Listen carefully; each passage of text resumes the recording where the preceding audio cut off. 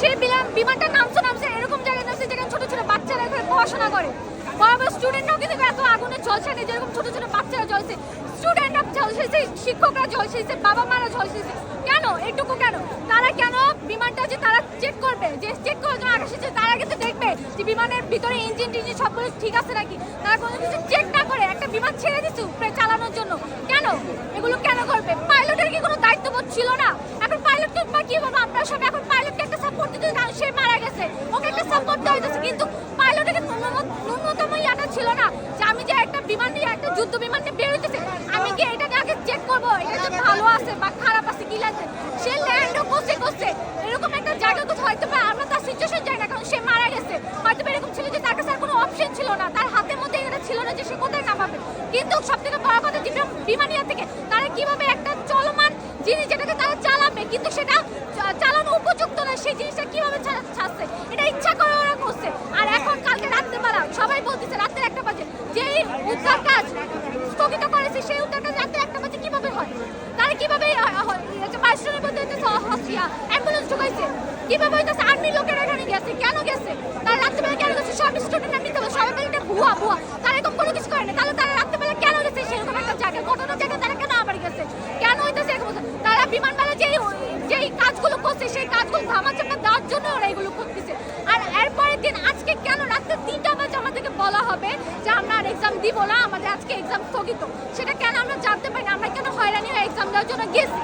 সেটা হলো কথা। তারা সবাই একত্রে হয়ে সেই ষড়যন্ত্রগুলো করছে, তারা এই লাশও গুম করতে চাইছে, কতজন মারা গেছে সেগুলো করতে চায়। এখন এটার জন্য তারা দায়বদ্ধ, শিক্ষাবদ্ধ হইতে না কারো দায়বদ্ধ না হইলো, কিন্তু বিমানের যাত্রীগুলো দায়বদ্ধ, তারা এটা দায়বদ্ধ, শিক্ষাবদ্ধ দায়বদ্ধ। এই দিক থেকে তারা হচ্ছে আমাদেরকে যে হয়রানিতে করলো, তারা গোপালগঞ্জে পরীক্ষা স্থগিত করতে পারে, তারা সব করতে পারে, বন্যা হইলে সেখানে স্থগিত হয়ে যাবে, সব হয়ে যাবে। কিন্তু এখানে যে এত শয়ে শয়ে বাবা মা মারা গেল, শিক্ষক মারা গেল, এত ছোট ছোট ফুলের বাচ্চাগুলো যে মারা গেল, তাদেরটা কি হবে? আজকে শোকের দিন বলা হয়েছে, আমাদেরকে কেন বাধ্য করা হয়েছে শোকের দিন আমরা রাস্তায় নামি?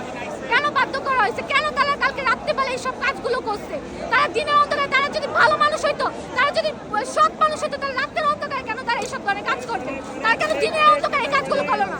তারা হইতেছে সবগুলো লুকায় রাখতে চায়, তারা ভাবে স্টুডেন্টের গায়ে হইতেছে ডিএসএল মারলে লাঠি চার্জ করলে স্টুডেন্টরা দমে যাবে। এখন জুলাই এখনো তো শেষ হয় নাই, জুলাই এখনো বাচ্চা আছে, জুলাই এখনো করতে পারবে। ওরা মনে করছে স্টুডেন্টরা দমে যাবে, ওরা স্টুডেন্টকে 2-3টা মারবে। শিক্ষা বোর্ড এখন নতুন আসছে, এখন সবকিছু নতুন হবে, কিছুই নতুন হবে না। ওনাদেরকে বসাইতে পারলে ওনাদেরকে নামানোর ক্ষমতা আমাদের আছে। আমরা শুনতে পাচ্ছি যে কিছু কিছু স্টুডেন্ট যারা হচ্ছে আমাদের ব্যাচে বা 10-এ পড়ে বা ইন্টারে পড়ে, ফার্স্ট ইয়ার, এগুলো আমাদের সেকেন্ড ইয়ারেও তারা হলে ছিলাম না, তো ওগুলো হচ্ছে নাকি তারা যখন বাচ্চাদের ওগুলোকে বাঁচাইতে গেছে বা হেল্প করতে গেছে, তখন সেনাবাহিনী তাদের সাথে মিসবিহেভ করছে, তাদের সাথে কথা কাটা, এক পর্যায়ে নাকি তাদের গায়ে হাত তুলেছে। তারপর আমরা ভিডিওতে দেখছি কি একটা আন্টিকে দেখছি বোরকা পরা, পুরান নিকাব অবস্থা, উনাকে টেনে হিচড়ে নিয়ে যাইতেছে যাতে উনি ভিতরে না ঢুকতে। এগুলো কেন করতে পারে? যেই মা কোল খালি হয়, যেই মা জানে তার ছেলে মাইস্ট্রোনে পড়ে, যেই মা জানে তার মেয়ে মাইস্ট্রোনে পড়ে, তার মনের অবস্থাটা কি যে সেই পর্যায়ে সে হইতেছে আর্মিরা এসে হইতেছে মা বাপকে টানতে টানতে নিয়ে যেতেছে, তাদের গায়ে লাঠি চার্জ করছে। কেন লাঠি চার্জ করবে? এটা কেন লাঠি চার্জ করবে? আমরা একটা বিচার চাই, আর্মিরা হইতেছে মাপ যাবে, সেই সব মা বাবাদের কাছে মাপ যাবে, সেই সব স্টুডেন্টদের কাছে মাপ যাবে, যাদের গায়ে লাঠি চার্জ করা হয়েছে, যাদের সাথে মিসবিহেভ করা হয়েছে, তাদের গায়ে মাপ যাবে। আমরা কেন আর্মির গায়ে হাত দেবো? যখন জুলাই আন্দোলন করছে আমরা আর্মিকে সাপোর্ট করছি, আমরা আর্মিদের সাথে সাপোর্ট করছি, আমরা আর্মিদেরকে ভালো বলছি। এখন কেন আর্মিরা এরকম ধরনের ব্যবহার করবে আমাদের সাথে? আমরা জুলাই আন্দোলনের জন্য ওদের সাপোর্ট করতে পারবো। আর এখন সবকিছু হয়ে গেছে, আর্মিরা আমাদের সাথে পুলিশদের কথা বাদই দিলাম, তারা তো পুলিশ নামে কলঙ্ক, তারা হচ্ছে বাচ্চাটা একটা পুলিশ, তারা মানুষের বাঁচাতে জানে।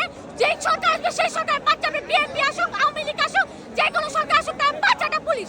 তারা শুধু হইতেছে চাকরিকে ভয় পায়, তারা মানুষকে হইতেছে হয়রানি করে টাকা খায়, তারা যে কোনো জায়গায় ঘুষ খাবে, টাকা খাবে, মেয়েদেরকে অত্যাচার করবে, শব্দ নিয়ে আমাদের পুলিশকে বাদ দিলাম।